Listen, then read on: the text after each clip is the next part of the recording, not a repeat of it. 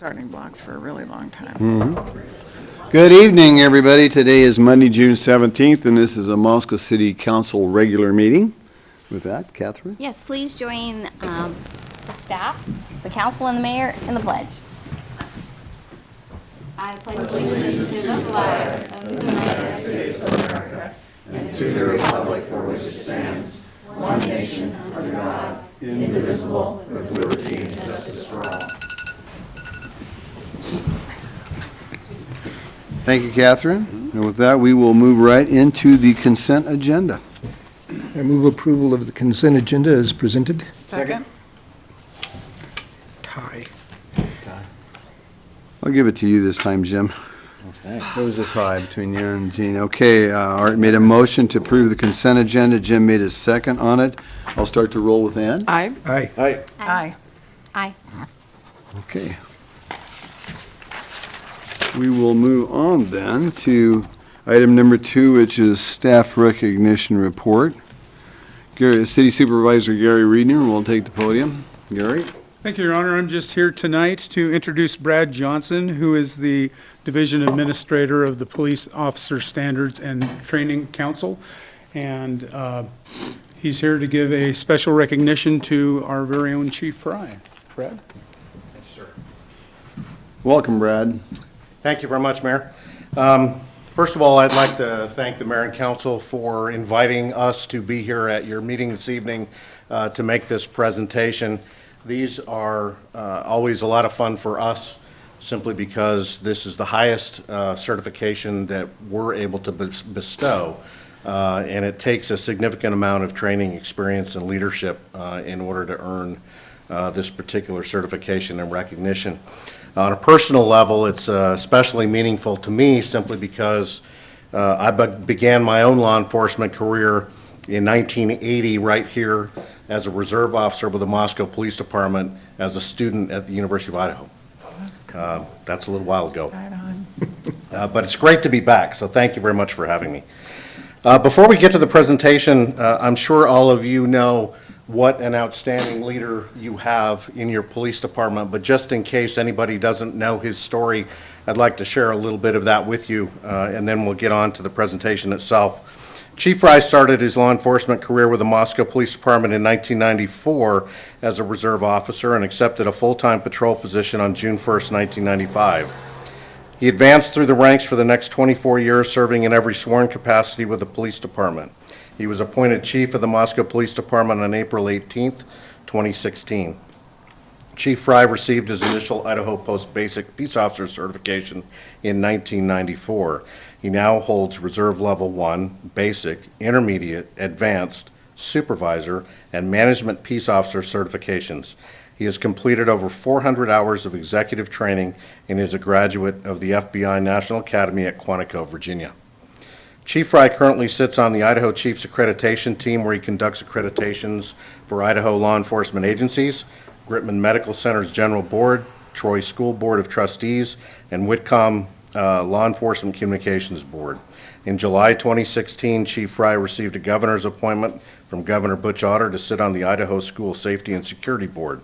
Additionally, he was appointed by Governor Otter to sit on the Idaho Peace Officer Standards and Training Council, so he's also my boss.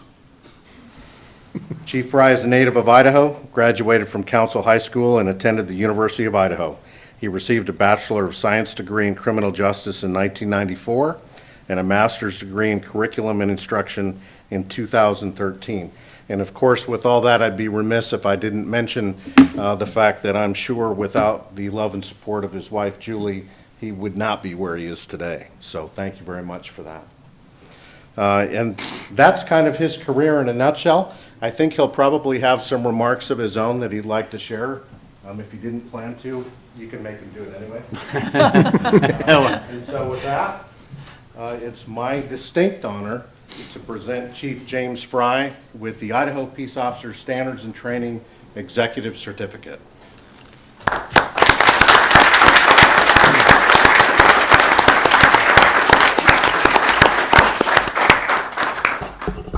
Well, Chief, I knew you had lots of credentials, and you just have more to add to the trophy house there. So, Yeah. Well, a lot of that is because of the city, though, and the city council and the mayor. You know, I wouldn't have even got to attend the FBI National Academy if you wouldn't have allowed me to go as the chief. And the staff, you know, they held things together. They allow me to go do a lot of these things, such as sit on the post council and go to these different meetings. So I do appreciate all of their sacrifices, but I also appreciate what the city's done. So thank you. Chief, before you go, I got to share a story. When the FBI Academy came up, and this is a long-standing thing for anybody that's in law enforcement, it's a big, big, big deal. It's kind of like the gold medal or the Congressional Medal of Honor or whatever that a police officer can have by going to Quantico at the FBI Academy. And so when the chief and I talked about it early on in being chief, I said, why in the world wouldn't I let you go? If you get a chance to do that, absolutely, because what that does is just makes our police department that much better. And it gives the inspiration for other officers coming up through the ranks to do that very same thing. And as the mayor, that's a big, big deal to me, and I'm sure this council would agree with that too, Chief. So we're very, very proud of you.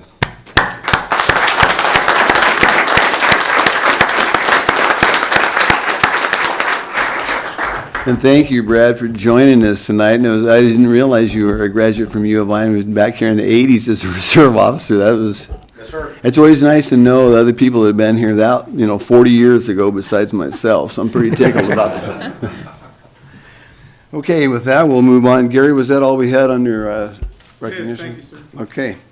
We'll move on to item number 3, mayor's appointments, which I have none this evening. So we will move on to item number 4, public comment and mayor's response period, where we allow folks 3 minutes to come up and give us their thoughts, tell us what's on their mind, as long as it is not on tonight's agenda or something in front of the Board of Adjustment or P&Z. Please state your name and let us know what's on your mind. David Hall, 1334 Wallen Road, Moscow. Hi, David. Hello, Mayor, council members. It's great to see another season of the farmer's market here, but it's another season of no recycling. Everybody else, if you have more than, 50 people, you have to have the recycling bins out there for groups.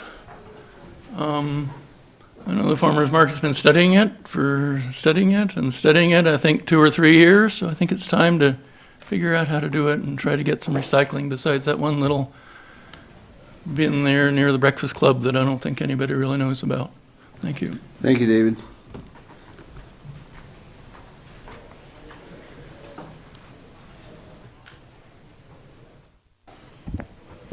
Victoria Seaver, 121 North Lily, Moscow. I figured I'd just work it in somewhere along the way, that the Yscape out front is looking great, and I'm loving the new addition to it, hoping for more. I mean, how can you go wrong? Yeah, you're saving pollinators, you're saving water, you're saving maintenance, you're saving money, so it's great. And then the other thing is, and one reason why I'm speaking tonight is I saw on the paper the picture of the mural on the water building and have gone and looked at it. It is beautiful. I hope there's some more coming around on the A Street side where you have the utility box with the big butterfly on it. I'm hoping that wall gets some too, but it's beautiful. And I like seeing that kind of stuff. Thank you, Victoria. And we are moving forward on a number of those things. And Nicole Baker and her crew that did that up front did a wonderful job. I got a chance to visit with them, and she's a real expert at doing that. So, and the water building does look terrific. Good evening, Dulcie Kirsting Lark. Do I need to say my address? Nope. Okay. And Kendra Ewing. And I am from the Latah County Historical Society. My friend Kendra here is from the Moscow Chamber of Commerce, and we just wanted to let you know about a really great project that's coming to Moscow that I think everyone in town's really going to enjoy. It is another Smithsonian exhibit. It's a Museum on Main Street project. This one is called Crossroads: Change in Rural America. So I really don't think that there's a better topic that we could get for a traveling exhibit than this one. And it's really about how rural America has changed over the last 100 years. The percentage of Americans living in rural places as an overall portion of our American population has drastically decreased, and there's a real disconnect between folks who live in metropolitan areas and folks who live in rural areas. And there are a lot of challenges that rural communities have, but there's also a lot of opportunities, which we well know in Latah County. So we are actually hosting this one at the Moscow Chamber of Commerce, so it will truly be on Main Street, which is very exciting. And we have a series of events that are going along with this. The first one is actually this Saturday. It is a bus tour with the First Lady of Idaho, Teresa Little, who grew up in the area, and her family was a pioneer family, and so she's got a lot of background on what that was like. And I will let Kendra tell you just a little bit about our opening party. Hello there. So our opening party is that first Friday that the exhibit's going to be open. It is August 23. Friday, August 23rd, and it's going to be from 5 to 7. And what we're doing is we are using every square inch of the chamber lobby for this event. So we're actually going to be hosting the event at Friendship Square that evening. We're hoping to have some music, some bites, and really bring to light this exhibit. And then we will be having tours throughout, and we're really excited about this opportunity for the Chamber because we will be inviting local students in the area from all of the Latah County region to be coming to the Chamber to learn a little bit more. We're hoping to have some busing involved. But what's really exciting for the Chamber side of things is we have the wonderful opportunity of working a lot with our businesses and working a lot with visitors. We don't get to see a lot of our community members. So this is an opportunity to get those community members through our door and really share this wonderful exhibit. So we're really excited about it. So just letting you know, we have been in contact with both the Arts Department and Park and Rec to make sure that we have a really good collaboration across the city government. But if you've got any more questions, Kendra and I would be happy to answer questions for you at any time. But just wanted to let you know what was in the pipeline. Thank you, Dulcie and Kendra. Keep up the good work. It's awesome. Brings recognition to our town, our area.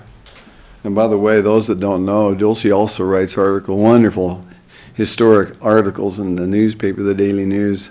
I commented to her before the meeting started this evening how much I enjoy sitting down and reading those stories because they're always well put together. So thanks again, Dulcie. Other public comments?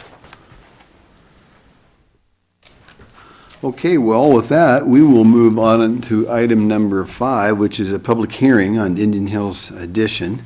Michael Ray will be presenting, and this is kind of an interesting thing. Mike, before you get started on, we have one public hearing that covers 2 things. I know you're going to explain that in depth, but the council actually has 4 actions to take on this this evening. So, Mike, I'll let you explain all that. Thank you, Your Honor, council members. So before you tonight, we have a public hearing for a preliminary plat and a PUD, and this is for Indian Hills East Edition. A little under an acre in size, and it's located at 1330 Indian Hills Drive. So it's 41,151 square feet, Indian Hills Drive. So it is a preliminary plat, Indian Hills East Edition. It's to create 10 single-family lots, and then those lots range in size from a little over 2,600 square feet to a little over 3,900 square feet in size. And the widths of the lots range between 33.5 and 63.16 feet in width. It is being served by a public street, or a private street, excuse me, and the applicant's requesting a PUD in order to allow a reduction in the minimum lot size and width, as well as a reduction in the required setbacks, as well as to accommodate a private street through this property. So this is just to orient yourselves. It's highlighted in red at the center of your screen. You can see Indian Hills Drive, east-west here, and there's Mountain View Road running north-south. This is Alturas Technology Park here to the north. You've got various multifamily developments. So there is a townhouse development that's developed in a multifamily style immediately to the west. Currently in construction of some multifamily 3-story apartments further on down Indian Hills Drive. And then, of course, you have the USDA building directly to the east of this property.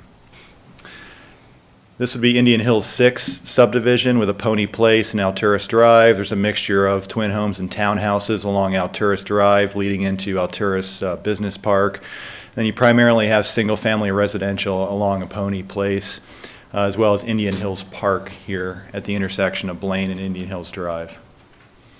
It's a closer view of the property. You can tell USDA building to the east, as well as the townhouse multifamily directly to the west, and the construction of some more multifamily apartments to the west. And then there's currently some vacant lots there directly to the north, and once again, those are in Alturas Technology Park. This is some topography of the property, so it just represents 1-foot contours. So really not a whole lot of elevation change, relatively flat, starts to slope in the northeasterly direction on this property. And then taking a look at the current comprehensive plan land use designation, it's currently designated as auto urban commercial. Went through a rezone a couple years ago. I think one of those properties we should have changed during the comp plan amendments, but I think slipped through the cracks. We have high density residential there to the west, as well as a lot more auto urban commercial with the USDA, and then the larger property to the east side of Mountain View Road. And then looking to the north, Alturas Technology Park is designated as business park.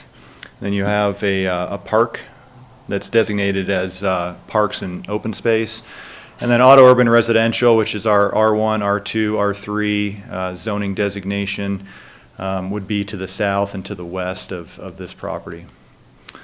So looking at auto urban commercial, provide for commercial services, motor vehicle oriented, looking at larger amounts of land, located adjacent to existing commercial development or along major arterials.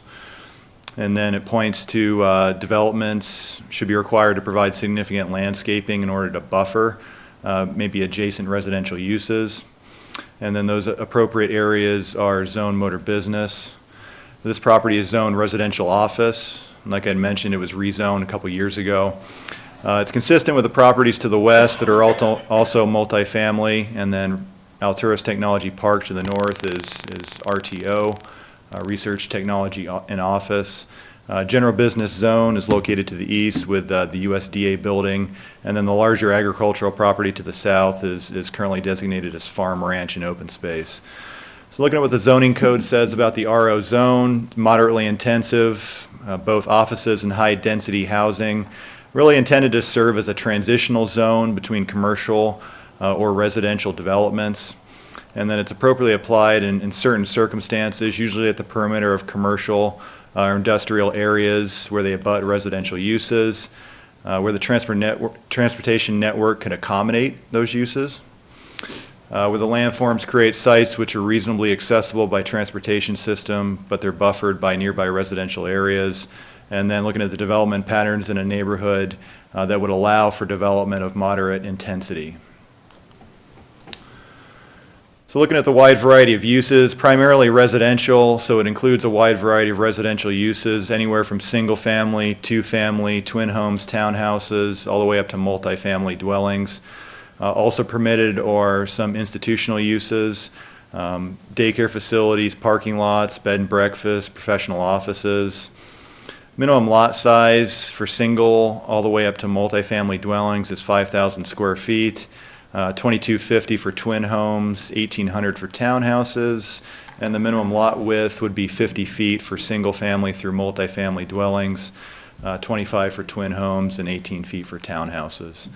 So this is the proposed preliminary plat. Like I mentioned before, it divides the property up into 10 residential lots, and you access via a private drive that extends from Indian Hills Drive. And so this would extend up to serve the development. The property to the west is currently under common ownership. So that property owner is the same developer of this property, and they would propose to egress through the property to the west, which is a circular drive. So looking at the PUD, so like I mentioned before, the lot size really range from a little over 2,600 square feet to a little over 3,900 square feet, and the widths range between a little over 33.5 to 63.16 feet. Setbacks that the applicant's proposing are 10.5 in the front, 5 feet in the side, 10 in the rear. And then the garage door setbacks range from about 17 and a half on the side that has the sidewalk, which is the west-hand side, and a little over 20 feet from the garage door to the curbing for those properties that are located on the east side of the private drive. And then looking at our PUD base density for the residential office zone is 24 units per acre. And so that's the base density. If you end up increasing above that base density, you're required to do certain bonus activities in order to achieve that desired density. The proposed density here is 9.4 units per acre, so there were no real bonuses that needed to be achieved in order to obtain that 24 units per acre density. So that brings us to the PUD. So you can see quite a bit more detail as far as the home footprints there, driveways. You can see the sidewalk located on the west side of the private drive, ends up running up and extending into that development. Driveways for each of these properties. It does create 2 travel lanes, one north, one south, as well as some on-street parking, and that's represented by these X's here. So creates 4 off-street or on-street parking spaces. The driveways are separated such that it would allow for the on-street parking.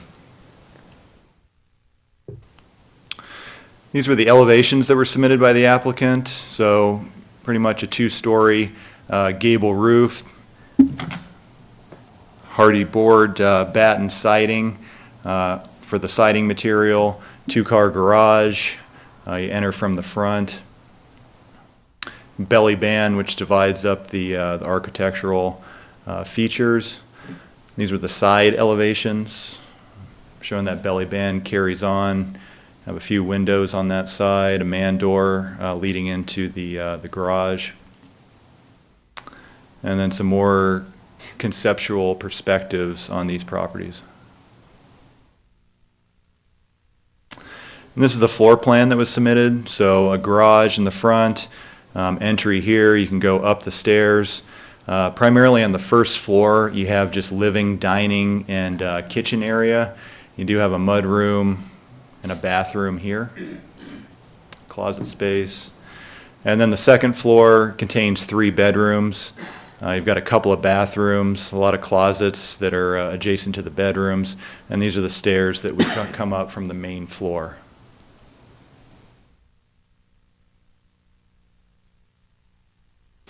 So the street network in the area, Indian Hills Drive, that's a local neighborhood street.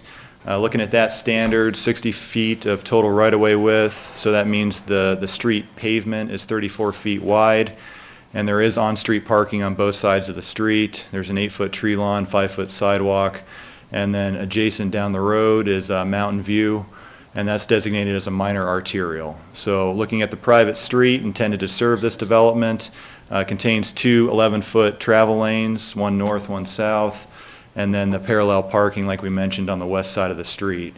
And the sidewalk width that's being proposed is 4.5 feet, and it's on the west side. And this would be the private street detail, which is in our construction standards, which would meet what the applicant's proposing.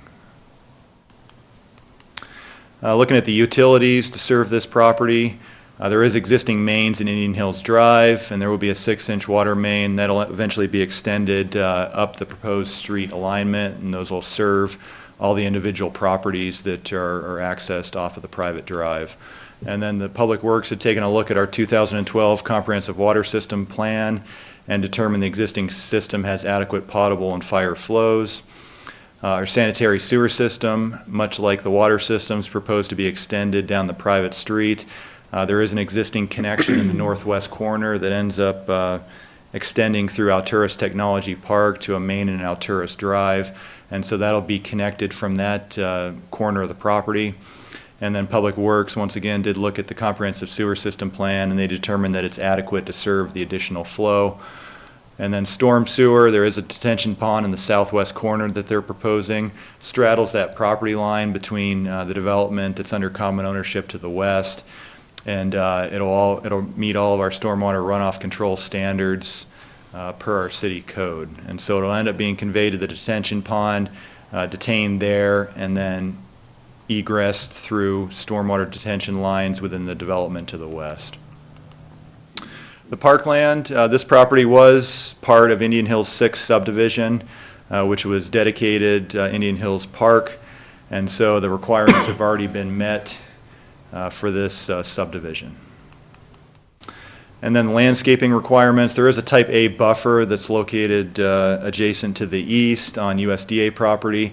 There'll also be another type A buffer along that east property line that this PUD is proposed, they'll need to satisfy that through this PUD. And then, because that is zoned general business to the east, and that contains 2 canopy trees, 4 understory trees, 6 shrubs, and that's every 100 lineal feet. And then other than that, the applicant's proposing to leave the landscaping really up to the individual lots, to the property owners, in order to do their own landscaping. So staff's recommendation is to conduct a public hearing upon the proposed PUD and upon consideration of any testimony presented, approve the PUD for Indian Hills East Edition and adopt Planning and Zoning Commission's RCS. And then conduct the public hearing upon the proposed Indian Hills East Edition preliminary plat, and upon consideration of any testimony presented, approve the preliminary plat with the 2 conditions recommended by staff, and adopt the Planning and Zoning Commission's reasoned statement of relevant criteria and standards. And the 2 conditions were from Public Works. The first one was that the construction of the private street needs to meet city standards, including the dedicated easement for public and franchise utilities. And then the second one refers to the detention, that the detention pond shall meet the current Moscow stormwater runoff control standards. And I'd certainly be able to answer any questions that you might have. Questions for Mike before we get going? All right. A couple of them, Mike. First, relative to the private drive that hooks into the other drive, both of them are private drives, and who becomes responsible for their maintenance? Well, it'd be the underlying property owner, so it would be yet to determine, and maybe the applicant can speak to that, but the city is not required to maintain those. It's the private developer. These will all be individual lots for sale, and so they'll need to work out some type of homeowners association who maintains that private street. Okay, kind of an extension to that, you mentioned the landscaping would belong primarily to the owners of each lot, except for the buffer strip on the east side. Would an HOA be involved with street trees and tree lawn maintenance out front, or does that devolve upon the adjacent homeowners?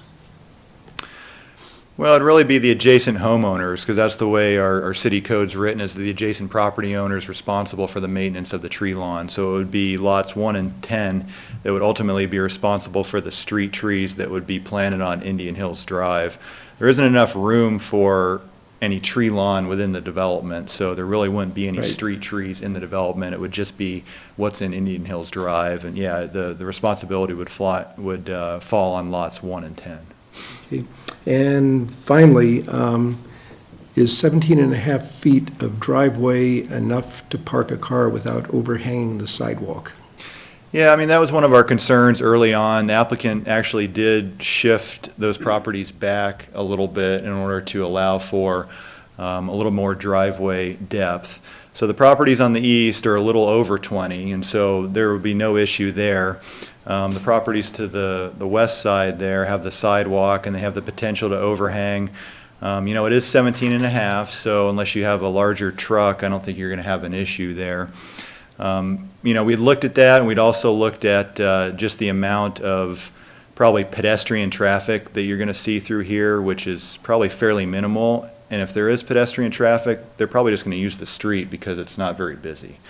And so those were kind of the factors that we had taken a look at. And I think we feel that we're comfortable with allowing that to be 17 and a half. Giving those factors, as well as not much room in the rear in order to shift the building footprints back. There's about 10 feet back there right now. And, you'd just be pushing that right up against the property line. And so we thought that was a fair compromise when we had, were working with the developer on that. Jim, did you have a question too? Catherine? So just for clarification, private means pedestrians, no cars, that unless you belong on that street. No, it strictly means ownership. So who owns it? If it's public, the city owns it and maintains it. If it's private, then a private entity owns it and maintains it. Whether or not it's private or public, it's open to the public regardless. Okay. And then just to the first time we did, I can remember, so it will open at this eastern end. The street, the private drive will open on the east. Over here, No. Oh, sorry. I thought that was east down here. On, this is east, west, oh, sorry. South? then. South. Not that one, that one. here. Yes. Yeah. Yeah, so it connects to Indian Hills Drive, running right here. So it'll eventually just, yeah, there'll be a driveway approach right here, and then you'd be able to come in, come out, because it'd be two-way. But it would just be a T intersection with Indian Hills Drive. And then I have a question about the parking. Sure. And maybe the owners and the developer work this out. I mean, is it possible that the people that own Block 1, Number 4, think that outside parking belongs to them? Like that's theirs? Like the parking right in the front of in the street? Yes. I mean, is it intended for any of the people of the 10 homes? It's not, yeah, I mean, it's intended for anybody that's visiting or lives in the development to park there. So it would just be open to whoever, it's like first come, first serve. You can't really, it's just like a public street. You can't designate the spot in front of your house as your parking only. It would function the same way. Okay, thank you. Yeah. I did have one Yeah. question. Will you show me on there where the stormwater detention? Yeah, it's kind of hard to see, but it's this long linear rectangle right Oh. here. So it straddles the property line. Okay. Yeah, it'll eventually, so there'll be lines that run down the street. It's falling in this southerly direction. It'll be conveyed via a line here, end up in the stormwater detention pond, and then you've got an outlet here that ends up being conveyed through the other development's stormwater system, which will have to run calculations and everything on, but it's the same developer, so, at final plat stage, we'll request easements and things like that to make sure that they're able to use those systems as well as the access through that property, so. Okay, thank you. We good? Thank you, Mike. And right before I open this public hearing, just I want to state it once more, this will be a public hearing for both the PUD consideration as well as the Indian Hills East addition preliminary plat. I'll open the public hearing. I'll start with the applicant, please.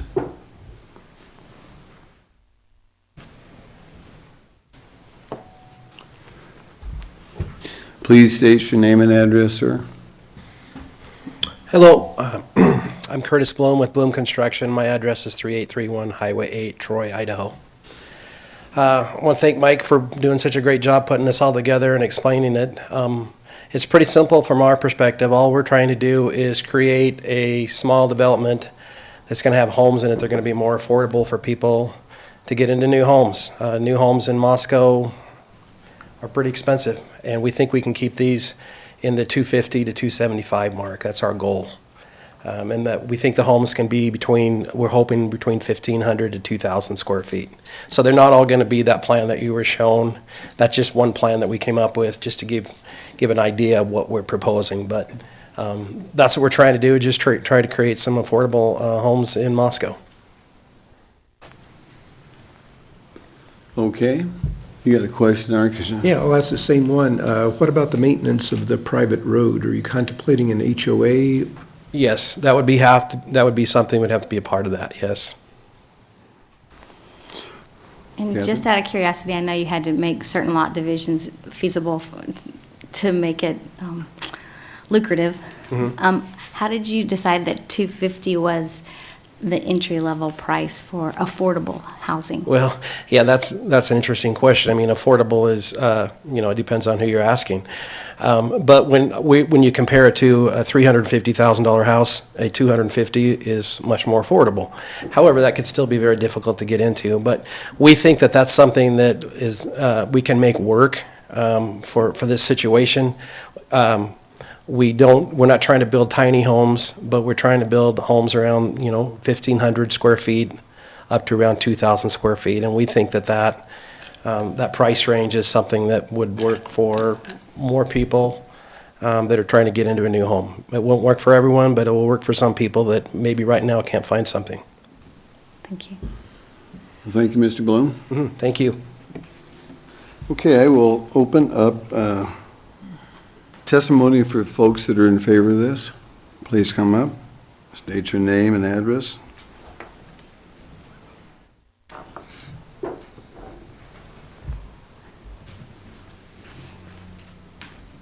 Let's see, Garrett Thompson, 1024 Pinecrest Road here in Moscow. All I can say is we give this the blessing. If we didn't, we wouldn't have sold it to the Blooms, so. Thank you, Garrett.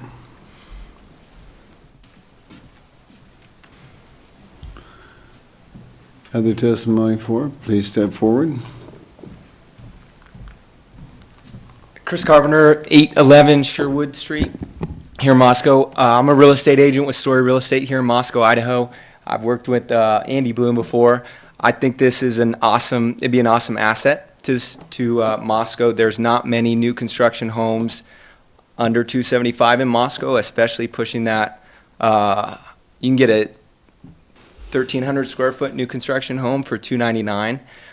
So I think this would be a great asset to Moscow. We work with a lot of people who are looking for homes under 250, under 275, and the options that they have are very limited. So I think putting 10 new construction, beautiful homes in would be a great idea. Thank you, Chris.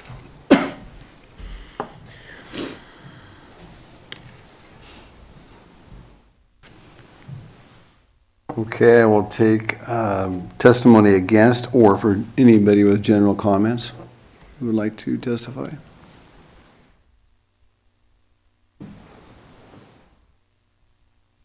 Oh, what a quiet group. Okay, I'll close the public hearing at 7:35 and turn it over to the direction of council. Mr. Mayor, it seems like a reasonable PUD to me, and therefore I would make a motion to go ahead and approve the plan unit development at this time. With the stipulation. With the note, with the two conditions that staff recommended. Second. You got it, Okay, Gina. well, we've got the PUD is one thing for Indian Hills East Edition, then the preliminary plat is the one that had the two Right. conditions addressed to it, Jim. Okay, so I guess I don't need to attach the conditions to the first motion. Well, we're gonna put it together, and we're gonna do it. Oh, I thought we were gonna do 4 separate motions here. Well, this is one public hearing, but yes, we will do that. We'll take that one first. So what we have is we have a motion by Jim to approve the PUD for the Indian Hills East Edition. When Art, did you second that? Either me or Jeannie? Gina, flip a coin. I'll give it to Gina Thanks. that time. Okay, so we go on a motion by Jim and a second by Gina to approve the PUD for the Indian Hills East Edition. I will start the roll with Catherine. Aye. Aye. All right. Aye. Aye. Okay, now we will move on to the next proposed Indian Hills East Edition preliminary plat with two Okay, conditions. I would make another motion to approve the preliminary plat with the two conditions that are proposed by city staff. Second.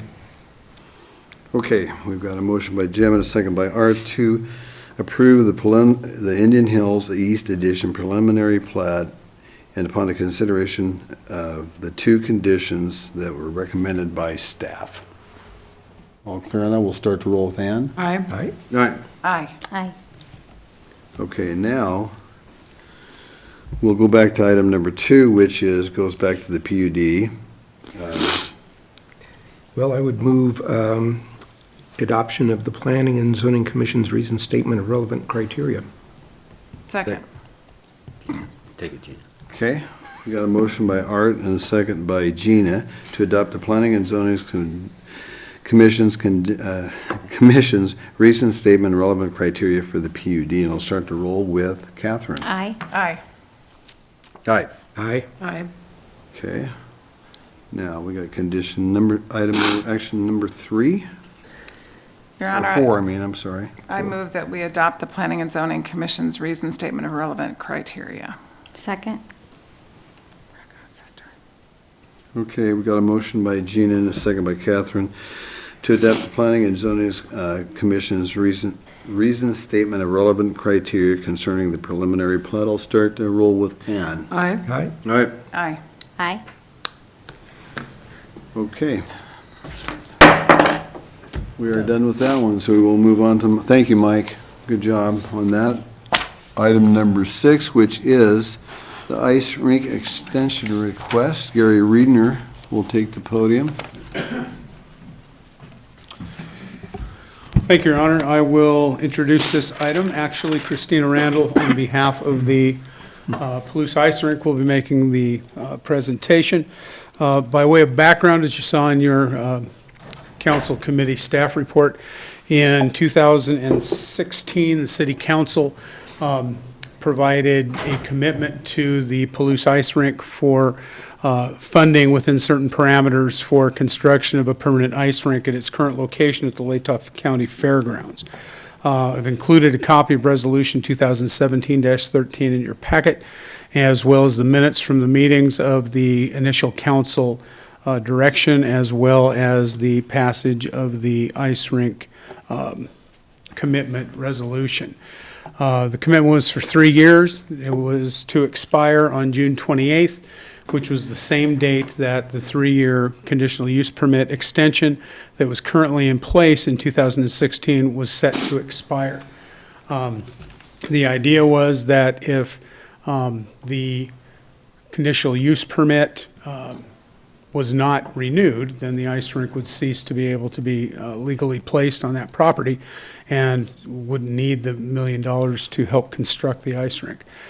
Since that time, we've had a couple of meetings with ice rink representatives, and Christina will be able to talk about where they are with the project. Suffice it to say that we have not been requested to distribute the $1 million since that time, because the project has not proceeded to construction nor met the conditions that the resolution set out. As the council can see from the resolution, essentially the $1 million had several conditions, which I won't go into tonight, but are still as relevant today as they were then. Should the council elect to grant the ice rink's request to extend that funding, it would be staff's recommendation that council also continue the conditions contained in that initial resolution from 2017. Of particular importance to that is that the Hamilton bequest was specifically that the funds be granted to the City of Moscow Parks and Rec Department for the benefit as much as possible for young children. So the discussion that we had in 2016 had to do with what programs would be available to the general public, specifically children, without cost or at a reduced cost at the ice rink. So I'm certain that Ms. Randall will address that tonight as well. The Hamilton Fund at this point has a balance of about $2,385,000 in it. That also includes this commitment of $1 million. Subsequent to the council action in granting the $1 million commitment to the ice rink, in order to preserve the balance of the Hamilton funds, council then passed a resolution that allowed the Parks and Rec Department to utilize Hamilton funding on a case-by-case basis pursuant to individual authorization of City Council for the construction of playgrounds and accessible paths to those playgrounds. Since that time, council has approved, I believe on 3 different occasions, at least 3 different occasions, that playgrounds be installed in parks and that accessible pathways are also included in those designs for that construction. So with that, I would turn this over to Ms. Randall for her presentation, and unless you have questions ahead of time. I think we're good. Okay. Everybody good? Okay. Thank you very much.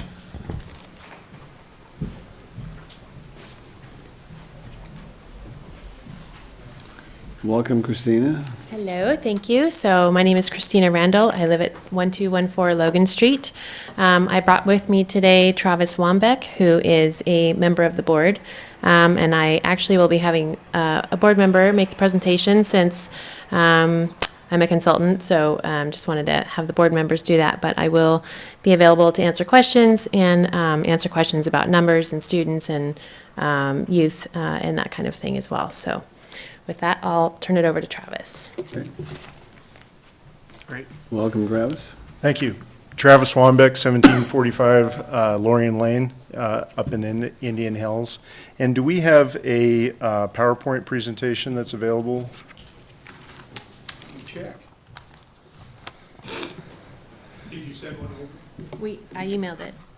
Zach, do you have that back there? Come on out of the back room, help us out. It's in our packet, so I assume it's on there. Oh, it's in our, Can we take a 5-minute recess? I can, 7:44, we'll take a 5-minute recess till 7:50, actually 6 minutes. While we get it up. It's getting hot anyway. Stretch my legs.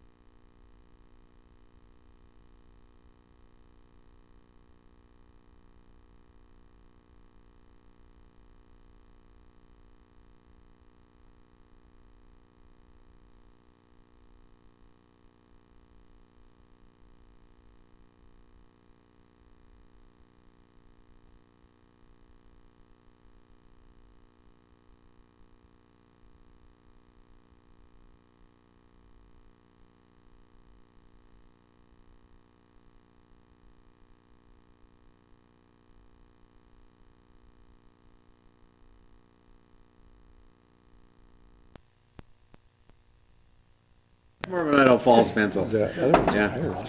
Okay, we will resume item number 6 on the ice rink extension request. Travis, you can go ahead and proceed, sir. Great. Again, Travis Wambeck, Palouse Ice Rink Board Member. And I'm sure there'll be a handful of questions what hasn't happened with the ice rink, so I'm just going to sidestep that and go through this presentation. You're, of course, happy to ask questions as we go, but this presentation focuses on a lot of the things that have happened since I think the rink was formally before the council. So first off, this is kind of a rendering of what the future ice rink may hold or look like. This is a pre-engineered metal building. There's contemplation to other building types as well.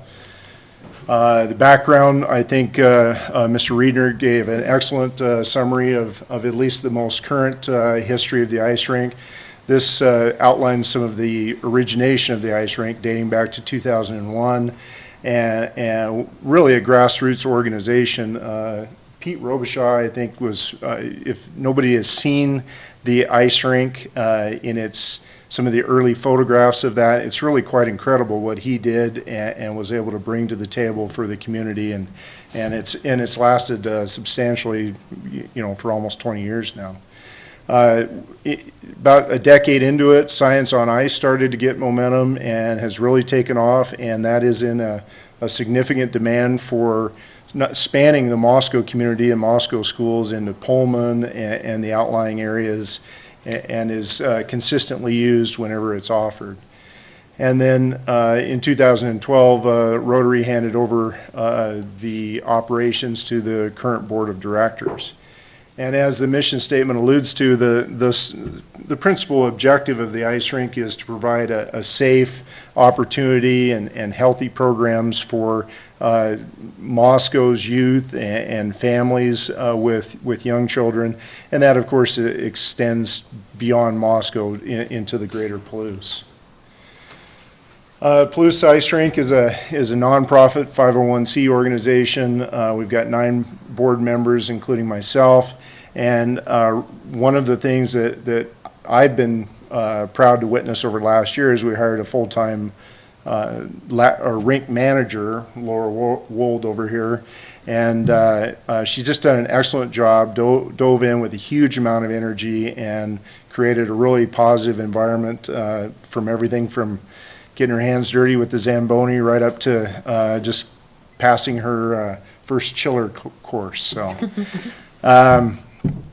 so why the Palouse needs a rink, and pardon me for ad-libbing, I can't quite see that far, I forgot my glasses, but the short of it is the Palouse Ice Rink, and I think many of you, maybe not all of you, know that there's just a wealth of opportunity there for physical education, physical fitness, great team-based atmosphere with, I think we have over 24 Pi-Ha hockey teams, we have adult hockey teams, we have Science on Ice we already talked about, we have curling, and so it's used by a full spectrum of Moscow's residents and beyond. It brings an incredible amount of business to the Moscow community on weekends where there's tournaments.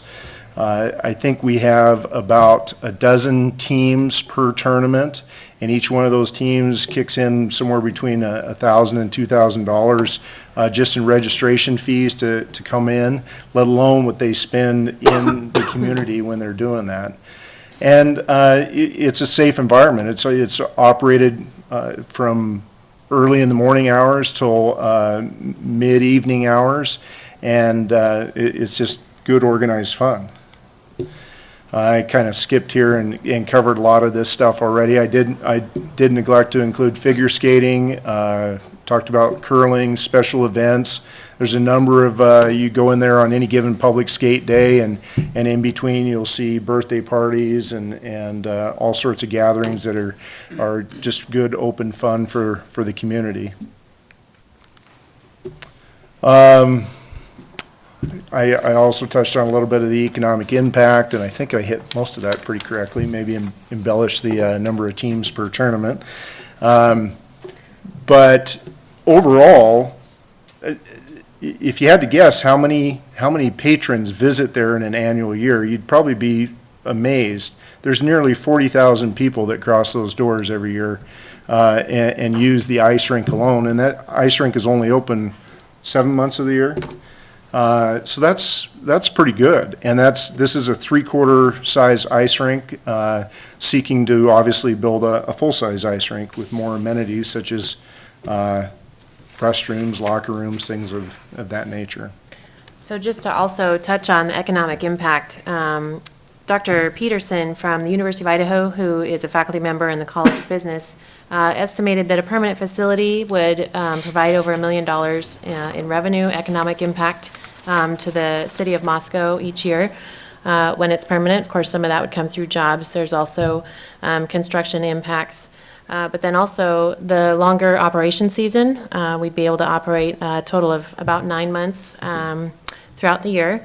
We also estimate that we would be able to double the number of patrons that come to the facility, get close to about 80,000 that come to the facility. And then also, of course, we'd be able to host tournaments. Right now, the University of Idaho and the WSU club teams have to travel to Cheney for their home games. So we would be able to, of course, host games for UI and WSU, but also every other age group from 5-year-olds up to adult leagues, not just in hockey, but also in curling, roller derby, roller hockey, and some other summer events as well, summer sporting events. It's all right, should have skipped ahead on that. Sorry. Currently provides about 11 jobs with about $221,000 in payroll and about $40,000 in taxes. The larger ice rink is estimated to have almost 40 jobs and $750,000 in payroll and $150-some thousand in taxes.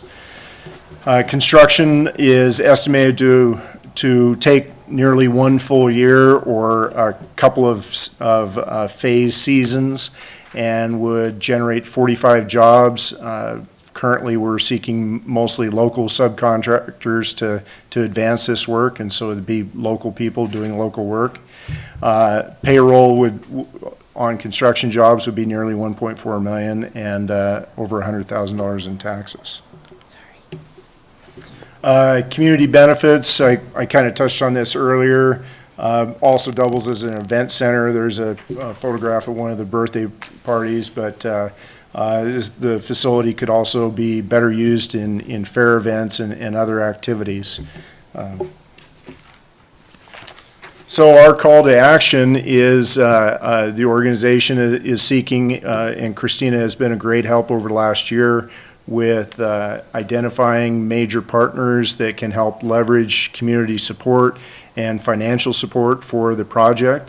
That effort alone has netted $800,000 in actual donations and giving, which brings us to about $2.2 million net in funding currently, and that includes the $1 million of the Hamilton funds if available. We want to meet the needs for larger groups. We want to satisfy the city requirements for constructing the facility, and that includes a paved parking lot, some fencing, and some other items that came out of the conditional use permit hearing. That's another thing that also advanced here recently within the last month or so is we got a 3-year extension on the conditional use permit to facilitate this happening. And I thought that group was fairly gracious because we only asked for 2 years, and I think they knew kind of the struggles that we were looking at and the reality of when construction can be accomplished, and graciously gave us a 3-year extension. And of course, it will continue to operate and be focused on a community facility. It's kind of a rendering on what the future facility might look like with full ice rink and available space for gathering and witnessing the various activities that would go on. Another quick rendering there.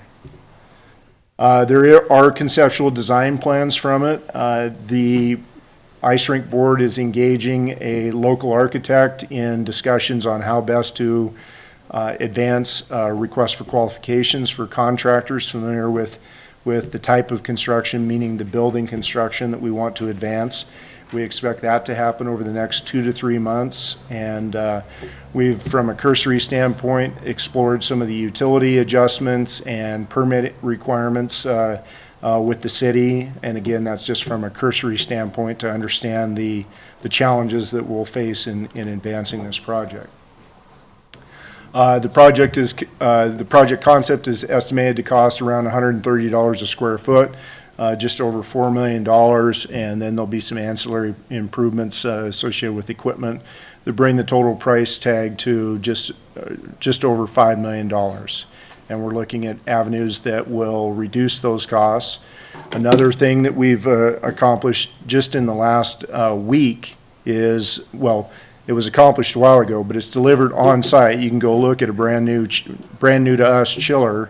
It was delivered and is awaiting a future home in a future building for a full sheet of ice. And that was accomplished through the funds already existing from operations and good stewardship of the operation, in part through Laura. So. We were also, just to give a little extra detail, we were able to secure this chiller. It's a used chiller. It only has a few hundred hours, or not very many hours of operation on it, and we were able to secure it installed for around $250,000. So Travis, if you can go back one slide, the $550,000 down there on the bottom is for an estimate for a brand new chiller. So the board decided to purchase this used chiller and get it installed and hopefully reduce the overall eventual cost, final cost of the project. So I think nearing the end of this presentation, but the goal, how do we get it done? And that's continued work with Randall Consulting, Christina, and her skills and connections to generate some larger corporate partners and seek donations. A variety of pledges and summary is up here.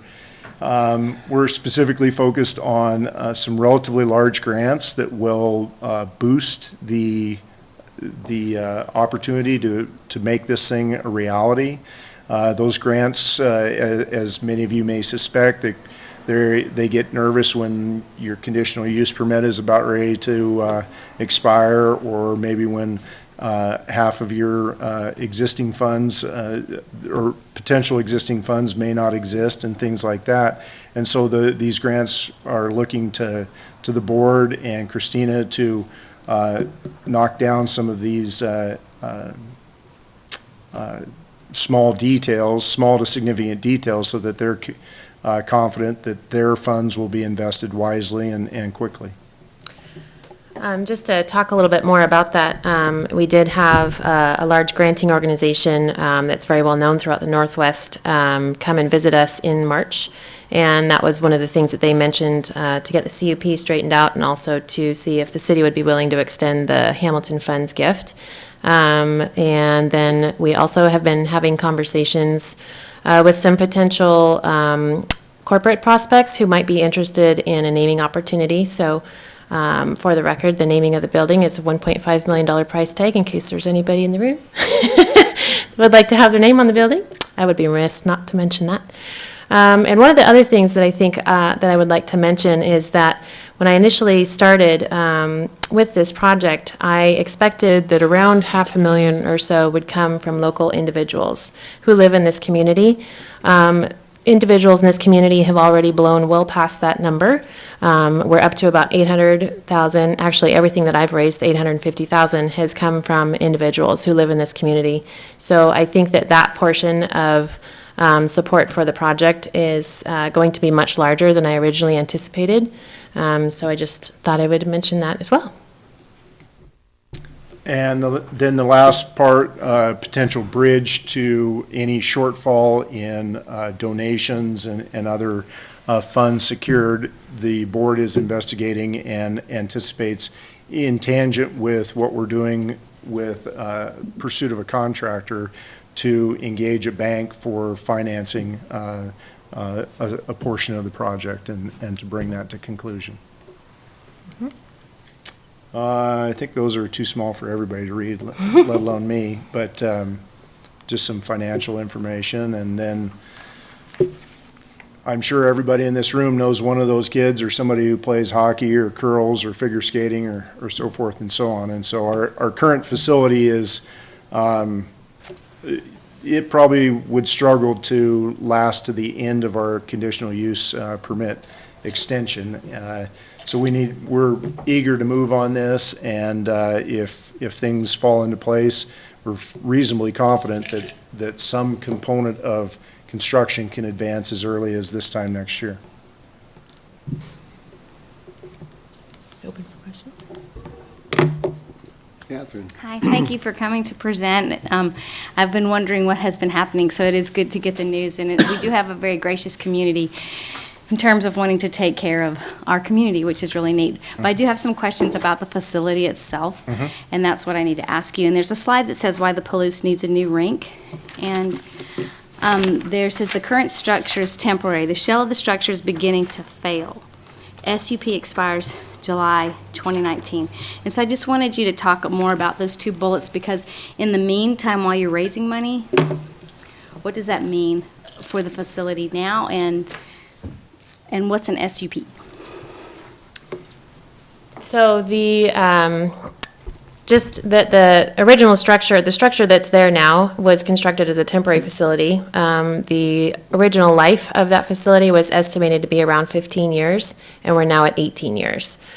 So what that means is the canvas is starting to tear, the roof is starting to fail, and there's a couple of years, if you go a couple of years back, you can see that there were very large maintenance costs that would be expected with an older facility.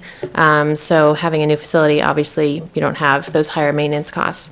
Does that answer your question about No, that not yet, bullet point? because I understand that a new facility will answer the maintenance cost, but you have some maintenance to do before construction, probably. So what are you projecting as that, and will that take from what you're raising? So Like- the structure, when we say fail, it's failing to provide as congenial a space as we'd like, which is still fairly cold, it's ice and whatnot. It's getting some holes in the canvas, and that facility has a lot of humidity, and so those holes tend to breed a lot of drops down on the public and on the ice. So those are gonna need to be patched in the short term, and those will require some maintenance effort. The structural frame of the facility is not in question. And then around doors and things like that. And Laura herself, as well as a part-time individual, are working in the summer to make some of those repairs. And there are costs, but we don't anticipate them to be a significant cost. So you mean more of an inconvenience I do, than a yes. structure? So that was Yeah. just a red flag word, so that's why Sorry. that's okay, I had to jump on that. And I do appreciate the manager, because I'm one of the teachers that has gotten to participate with the Science on Ice, and so there's just things that we need to check out. And then the SUP part. You know, I apologize, I should probably know what that is. Maybe Gary can help me. Well, it's a special use permit, but the CUP is what we're talking about here. Oh, We forgot to take that out. Sorry about that. Okay. Proofreading error. Okay. Thank you for answering that. Art. I've got a couple. First, you've articulated very nicely the reasons that a rink benefits Moscow both socially and economically. But I want to dig a little bit more to follow up on Catherine. What happens if we get one of our big windstorms coming through in the next winter or two that rips that roof right down the middle? Does that mean some of the money that's being raised for the new rink has to go in to put in a temporary roof on the old rink? Well, there's two pots of money, and to date, we've isolated all the giving into one pot of money, and that's only been used for capital improvements on the rink, such as the compressor. Operations has, and I guess I probably skimmed over that, but operations has been financially sound now for several years and generated excess funds that's paid for a scoreboard, improvements on the Zamboni, significant improvements to the chiller that had some issues previously. And so we've been able to maintain those sort of unexpected expenditures. Some of them have been larger than others within the financial wherewithal of the rinks operations. So within the operations fund, you're able to accommodate that? Well, I can't predict every catastrophe, but we've had some significant rain, a lot of snow in February this year, and a lot of wind over the last several years, and those are probably taking their toll on the canvas. But When I've been by, there's been some significant erosion at corners and things Yep. like that. Yep. Yeah. Do you think that you can get enough money from local donors for this? Or is there going to be a concerted effort, as was warranted or promised last time, to go after larger corporate donors who can actually push this over the top? Not just corporate, but also private foundations. So as I mentioned in the packet, there's actually several applications that I've submitted to various foundations, including J.R. Simplot, Avista Utilities, the Murdoch Foundation, Laura Moore Cunningham Foundation, and others that are pretty large in the Northwest that are focused on Idaho giving. Capital projects certainly are a little bit tricky, but also I'm having conversations with several corporate donors that are interested in a naming opportunity as well. But no, not all of the money is going to come from inside of our community. There will be a significant amount, most likely, that comes from outside of our community. Yeah. The reason I ask that is because 3 years ago, the same thing was indicated and not much has happened. So one thing that I can say to that is, you know, every member of the board, the board is a nonprofit, and it's run by volunteers. And all of those volunteers have a full-time job, if not larger. Travis is running a company. Mark is associate dean for one of the colleges at the university. Tony is CFO for NRS. So he's kind of got his hands full running the construction project as well. So hiring somebody like me who can really focus on fundraising, well, of course, I think it was a good idea, but also I have 14 years' experience in fundraising. Prior to joining the ice rink, I actually worked for the University of Idaho, Washington State, and my most recent position was at Penn State University as their Senior Director of Development for the College of Engineering. But when I came back here, I wanted to work with nonprofits and help the 290 nonprofits that are in our community be better at what they do by giving them, making the expertise available to help them get there. So I guess the only thing that I can say to that is that in the last 14 months, we've increased the dollars that have been contributed to the ice rink by $850,000. So with 2.8 to go, we'll get there. So relative to the sequencing or synchronicity of fundraising, construction, CUP, do you think there might be a chance to start construction before the expiration of the current CUP, or would there be a lapse that would require? Our hope is to start construction sooner than the CUP expires. As Travis mentioned, we asked for an extension of 2 years because we would like to start construction sooner than that. And the Board of Adjustments gave us 3 years. In addition to looking for gifts and corporate support and grants, we're also looking at financing a portion of the project. And one more. One more, and then Just we'll go one to more. Jen. That's Yeah. fine. Have you explored any other locations just to get out from underneath this lease CUP conundrum that is going to be going on in perpetuity? And just have your own, okay, this is our turf, this is our rink. I know that members of the board have explored other locations, including the University 4 Theater, as well as those box stores that we've been promised for the last 14 or 15 years that still haven't happened, just on the other side of Walmart. And they've also explored a location like Pullman. And all the locations that have been suggested, they've actually looked at and have come back to the conclusion that renovating the old University 4 Theater or other locations would actually increase the cost of the project. In addition, the lease is very favorable. I don't think there's anywhere else in Moscow where you can get a better rate for what we're renting that land. And once the permanent facility is constructed, theoretically, there will be no more conditional use issues, because there won't be a conditional use. It'll all be constructed within the guidelines or whatever that the city has put out there. Okay, thank you. Yeah. Jim, I was just, in terms of what Art said about a disaster with a windstorm or something, you certainly have insurance that would cover catastrophic failure of the structure, I would think. I would So- imagine. Yes. Oh, okay, just wanted to make sure of that. So that if it I know we have an collapsed, it wouldn't insurance be- payment that we make every year, so. Jen, do you have a question? No, I don't have any Catherine? questions. Just out of curiosity, and I am on the page where you said that who you've applied to for the grants or the foundations. When's the timeline that you'll find out? Well, the Murdoch Foundation, we actually will be going up for their August trustee meeting. So I need to provide all of the information, an update basically to her by the end of July, the program director that I'm working with, including information about the Hamilton funds as well as the conditional use permit extension. In addition, I'll be sharing additional information with her about progress we've made with other prospects and also with financing options. So probably sometime in August or September, we'll hear from the Murdoch Foundation.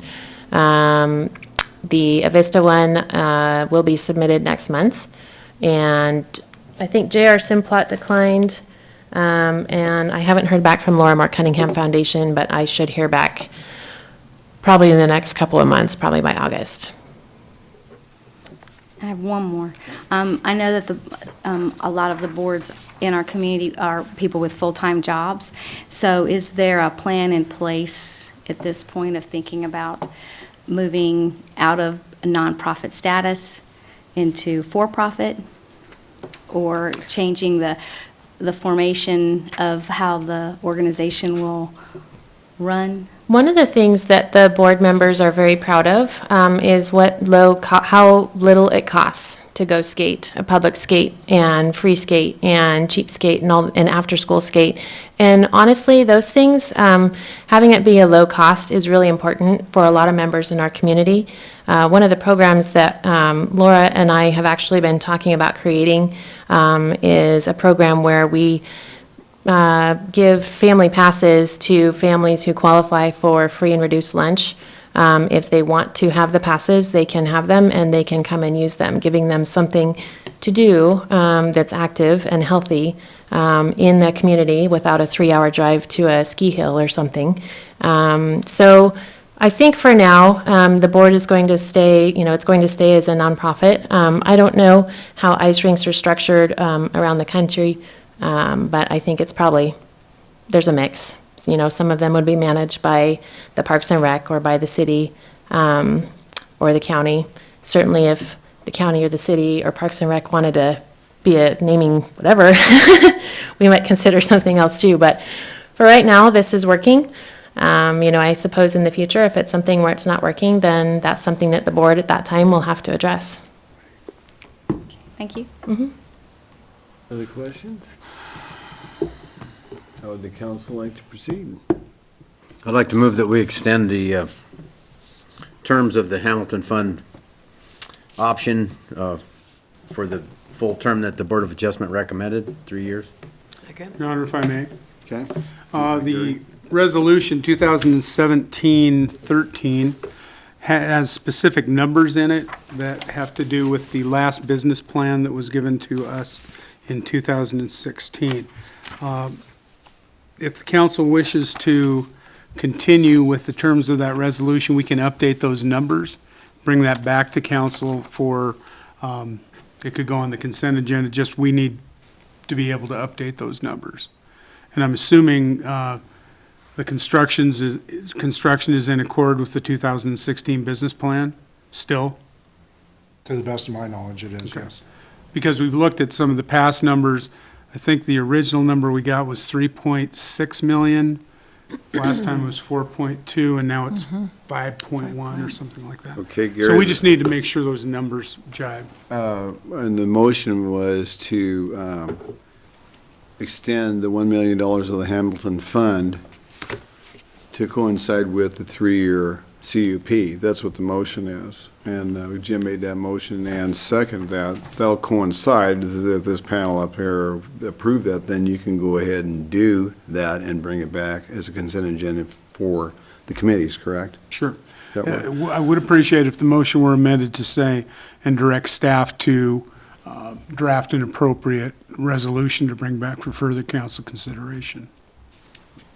Okay, I would amend the motion to include what you said. See any reason to repeat that. I'm sure Lori's Okay. got that down. Okay, so what we have then is we've got a motion to extend the $1 million Hamilton Fund for the police ice rink and approve that with a conditional use permit for 3 years and direct staff to coincide the resolution up to date with the numbers. Is that correct? Yes, sir. So, second are okay with that too, Ann? Art? One other thing, is this the point at which we might incorporate some of the language from the letter from you to the president of the Palouse Ice Rink from August 11th, 2016, relative to the duration of the grant? What happens if the grant goes to the Palouse Ice Rink and they happen to go out of business? Issues like that. Isn't that part of the resolution, Gary? Was there a... We did not specifically put things in the resolution regarding that. When we had those discussions, you look at the letter that I had sent out, I believe it was in July. The response from the Palouse Ice Rink in August or September essentially said that the lease, since it is a nonprofit, the property, and it is a lease, according to the lease that the ice rink has with Latah County, that the assets would pass to the county or they would go to a similar nonprofit for doing the same job. So our concern at that time was to make sure that the Hamilton Fund mandates were met. And if it was an additional nonprofit, council at that time thought that was sufficient assurance that you'd be able to do that. So we drafted this after those conversations. As you can tell, I believe it was June of 2017, some 6 months or 7 months after we had exchanged those letters with the Palouse Ice Rink. Okay. We're all good? Everybody understands the motion? Ann, I'll start to roll with you. Aye. Aye. Right. Aye. Aye. Okay, you got 3 more years, folks. Let's hope we get a new rink and get that construction started like what you guys said prior to 2 years. That'd be awesome. Thank you. Thank you. Bet. Okay, folks, with that, we'll move on to item number 7, which is surplus of fire engine to rural districts, Genesee and Wheatland. Gary Reedner, you have the podium, sir. Thank you, Your Honor. As set out in the council committee staff report, within the last 2 years, City Council City of Moscow has received 2 new engines, replacing engine 26 and 27. The engines that were surplused, retired engines, if you will. The first one we listed with, tried to sell it, trade it in, that sort of thing. We were led to believe that the engine had a value of approximately $25,000. That in fact did not occur or did not come to fruition.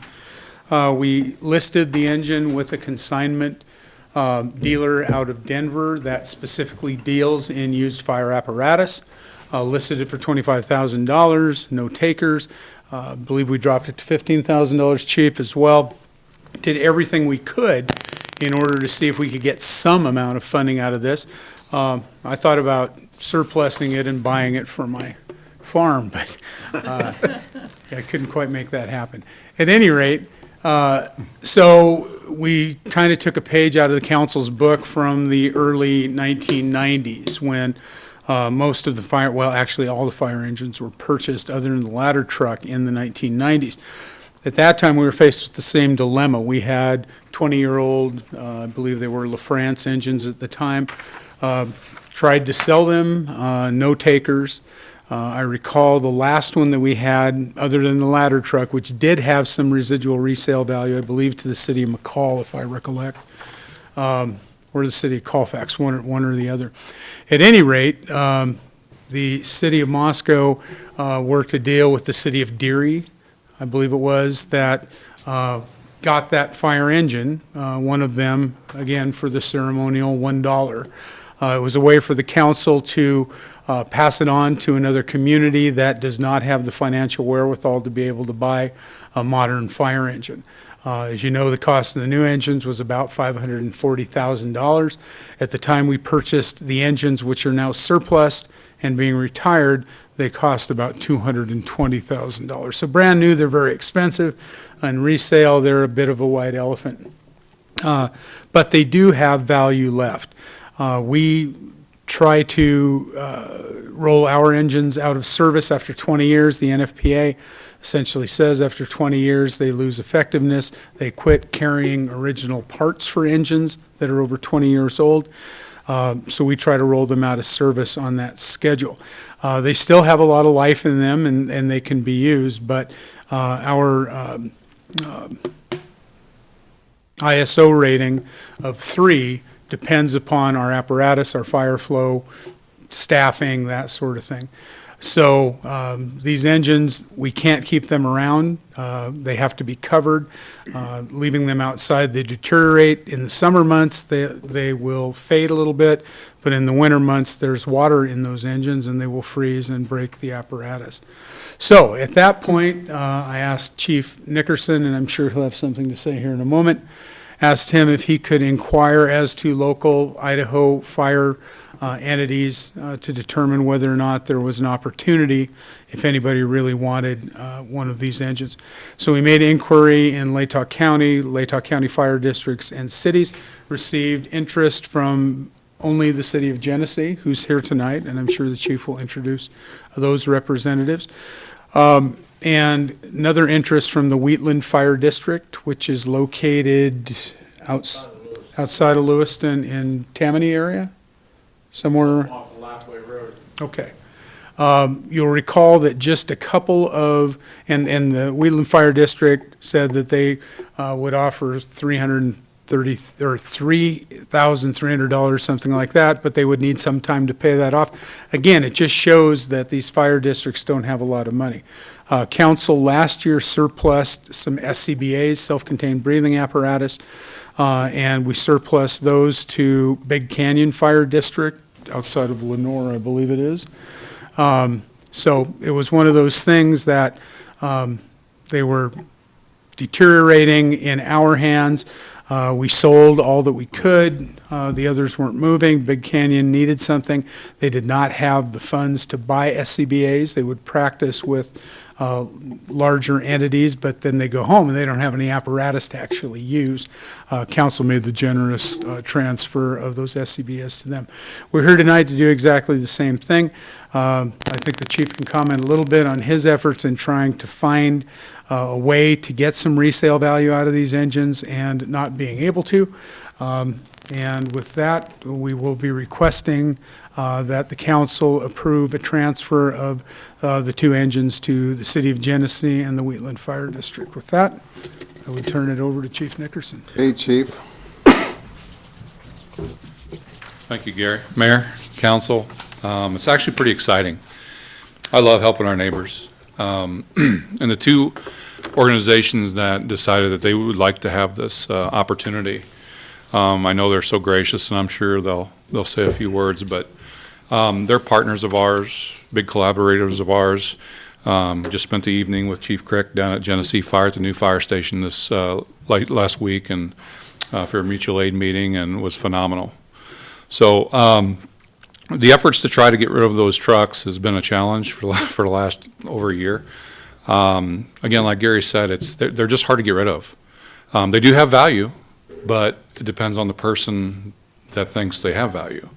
And these folks here know what the value is, because I know that Chief Crick will probably mention that they're going to actually lower their ISO rating by 1, most likely by doing that.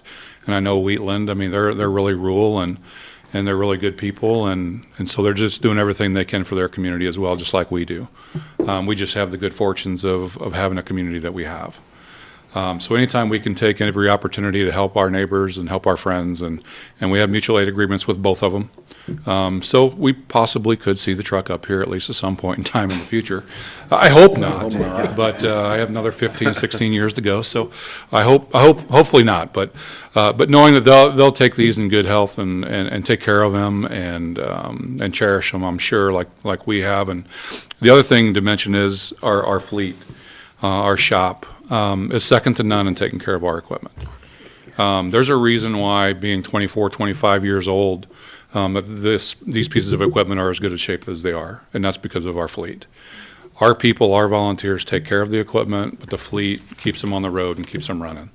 Good weather, bad weather, it doesn't matter. So I think it's a great opportunity, and I appreciate the previous gestures to Big Canyon Fire District, and I appreciate you considering the opportunity for Wheatland Fire District and Genesee Fire. So if I could have Chief Crick, if you want to come up and... We also have Mayor Steve Odenberg from Genesee. Let's get Steve up here. If you guys want to go first.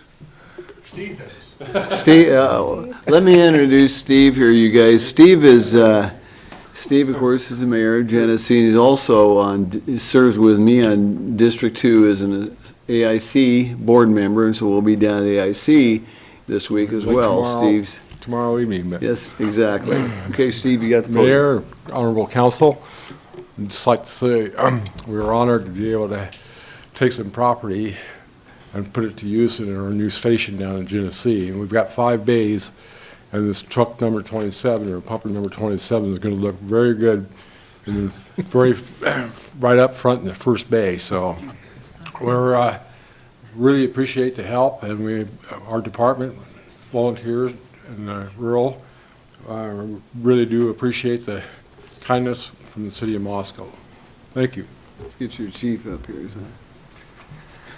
I'd echo that, and truly it is very much appreciated and valued, the relationship we have with the Moscow Fire and EMS. We use partnered up on a lot of things. I mean, not just on calls, but on training and different things. And one of the things, I mean, Chief Nickerson alluded to this, just having this vehicle will lower the city of Genesee patrons' ratings from a 6 to a 5, just because of the pump capacity, which was one of the goals when we started this process of building a new station, because the other one, we had no more room. We were stacked full, and so we knew that the 2 things we needed was a truck that would pump at least 1,000 gallons a minute, and then we need one that'll pack more water. So we got this one checked off, and the other one's in the works before we're even moved into our station. So it's truly a benefit to our community, and thank you all very much for your offer, and it's very, very much appreciated.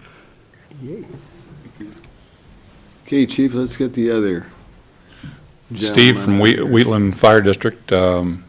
Chief Hobbs is roughing it on a cruise. So he decided that was more important, so. Go ahead, Steve. I'm Steve Schnotz, Assistant Chief of the Wheatland Fire Department, Fire District, rather. I'm not used to that. Where I come from, everything's Fire Department. Here they call it Fire Districts. So this engine will be a big help to us. Both of our first line engines are in the 70s. I think one's 71, I think the other one's 73, I believe. And it will be this engine here, after we get everything on it and get it located and everything, it will be our first engine out the door. We'll replace one. And I'm not sure if they're going to get rid of it or if we're going to keep it. I think it's kind of in limbo right now. But we've got 18 members. The chief really wanted me to come back. 3 years ago, I retired from driving bus here in Moscow. So I'm really familiar with a lot of the folks here in Moscow. So the chief decided that he wanted me to come back, and I had went back to Ohio, where I'm from, to help take care of some family members, and that didn't work out real good. Well, my brother-in-law, he passed away, and so the chief said, if I come and get you, will you come back? So I said, yeah, and I told him, I said, if I come back, you put me on the bottom of the totem pole, and that did not happen. But we really appreciate it. I know our chief, he would have been here if he would have been on a cruise. But he needed to get away for a while. He's got several irons in the fire, plus being fire chief. And him and I, we worked this together. In 2007, we started, so we're fairly new. And we did get our firehouse built last year. We was using one of the shops for the firehouse. And so anyway, we sure appreciate it. And thanks everybody that's involved in this. The chief, I know he's talked to my chief, and well, I've met with him too. So, but this is a good community. I really like Moscow, and I really miss not driving bus. We've been approached several times, but I'm so busy with the fire department because I'm like almost a full-time fireman, because I'm retired, and if somebody wants to train or something, no matter if they miss it the night of training, we can train the next day. You know, and it's worked out real good for us, so thanks a lot. Thanks, Steve. Okay, well, we'll turn it over to council. Well, geez, what a great idea. So, I would move to approve the sale of retired engine 26 to the Wheatland Fire Protection District for $1. And also approve the sale of retired engine 27 to Genesee Fire Department for a similar price. Second. Okay, We see the dollar. we've got, Who's got Yeah, the dollar? need to see your I got- dollars. Show me the dollar. I got $2 in my wallet, Steve, so if you need it. He'll cover. The two Steves. Okay, we got a motion by Art and a second by Gina to approve the sale of retired fire engine 26 to Wheatland Fire Protection District for $1, as well as approve the sale of retired engine 27 to Genesee for $1 as well. I'll start to roll with Catherine. Hi. Aye. Aye. Aye. Aye. Okay, you guys got your fire trucks. You're gonna drive them back tonight? Not until the city attorney gets a release. I guess I spoke out of turn, which I've been known lots of times to do that, so why would anybody be surprised? Okay, well, thank you. That was great, Steve, and I'll look forward to seeing you at AIC, buddy. Thank you very much. You bet.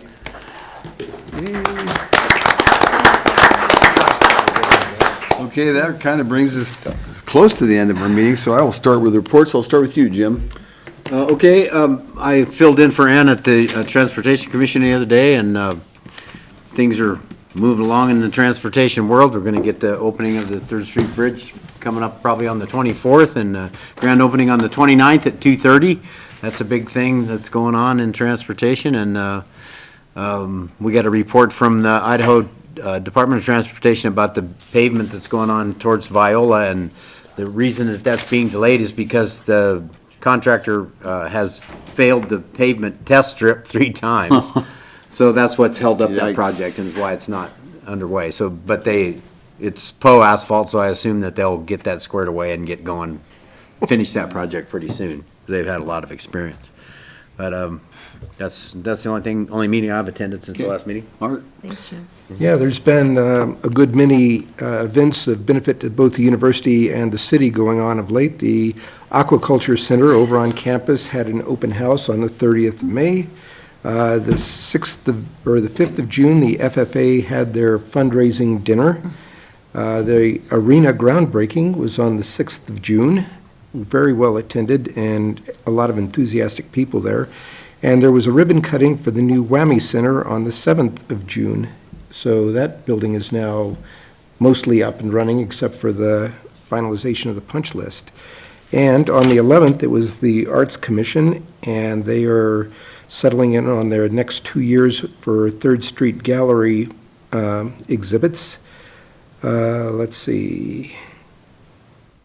And they discussed establishment of a grant funding account to distribute to requesting entities as need be in sort of a separate program to handle things like a request for a stage lift that was going to be used for disabled folks down at the Kenworthy and over at the 1912 Center. Also, they're very enthused. We've got Art Walk coming up here on Friday, and everybody should attend if you're around. It'll be a good time, a lot of great artwork around, and it'll be very, very good stuff. So, there you have it. Ann. At Pathways, we invited Amber Corvallis, who was the master's student that created the plan for a northeast connection to the Chipman Trail, and she titled it Vacant Railroad Land in Urban Communities Retrofitted to Provide Protected Bike Lanes Through Green Infrastructure. So it was a very detailed presentation, and then we had also suggested that she come and talk to transportation as well. So it's a pretty big sort of vision for what that might look like, and it might be something that we implement in small steps if it was something we were interested in pursuing. PBAC, we had our retreat last week, which was fantastic. So we have learned that there may be some funding opportunities in the next year through the Idaho Division of Water Resources. And so that would really accelerate our timeline for coming up with a proposal for them. And ideally, what we think they'll want is a few narrowed down options, so not one selected necessarily, but fewer than the 4 that have been proposed. So the outcome of that is that we want to pursue some kind of public involvement, potentially firm, because we understand that we need a really robust public involvement process, and it probably far extends the scope of our part-time employee and volunteer board. So that's really exciting, and I'll keep you all in the loop on what happens with that. And then I had one more. I sat in for Brandy on planning and zoning, and they have made their suggested changes to the use table, which I believe will be coming through admin in July. And then the other topic was talking about accessory dwelling units, ADUs, and why they think we have had so few. So there's been 8 in the last 4 years since we implemented those, and community development suggestion was that the minimum lot size was the issue.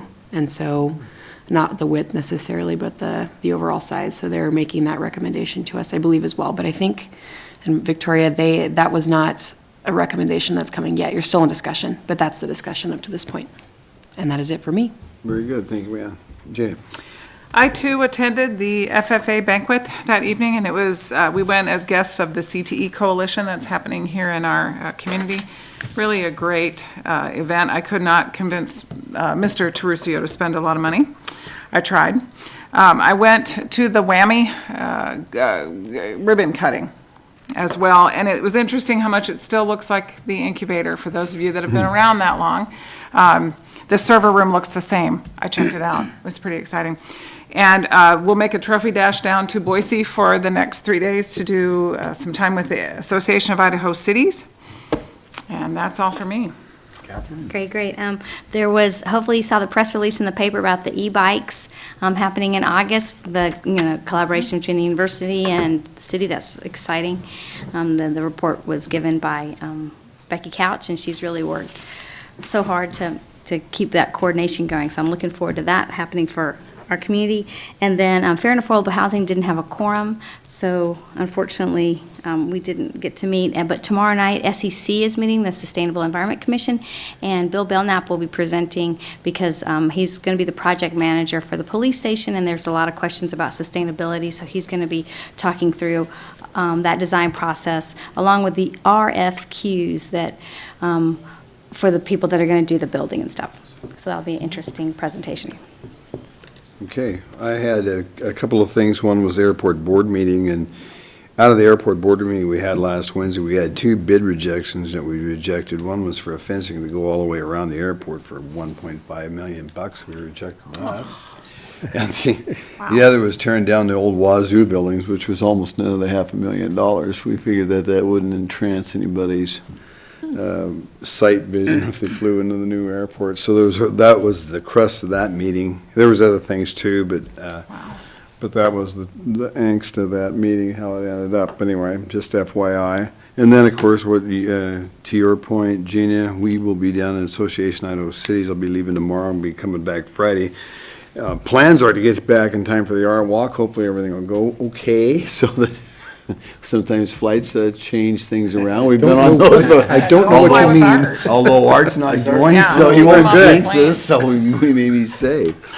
Anyway, and Gary stepped in for me on June 6th. I was not here for the dedication of the arena. He spoke on behalf of the city, so that was great. Gary, do you have anything you'd like to add before we? No, sir. As Gina said, we'll be going to AIC for a short period of time.